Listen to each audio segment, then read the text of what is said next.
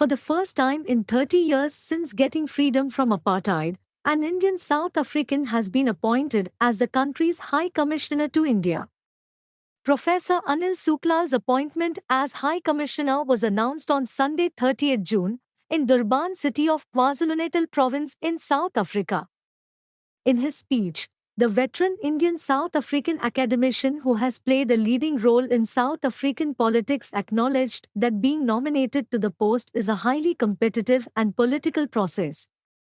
Professor Suklal said the South African Cabinet of Ministers and other interested parties, including businesses, recommend his name, but ultimately the nomination has to be confirmed by the President of South Africa. The High Commissioner designate said he was very grateful to President Cyril Ramaphosa for signing his appointment as High Commissioner to India, Bangladesh and Nepal.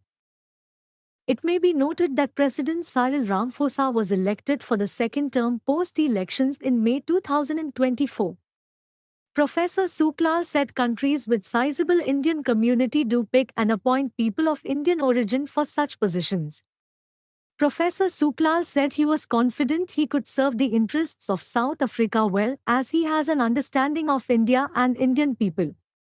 India has to confirm his appointment whereafter he will travel to India to present credentials. Professor Suklal is a highly educated academic with a bachelor's degree in Oriental History and Religious Studies, master's degree in Religious Studies, Ph.D. in Religious Studies as well as Oriental History. People of Indian origin in South Africa have welcomed his appointment. He is being felicitated by the community at various events,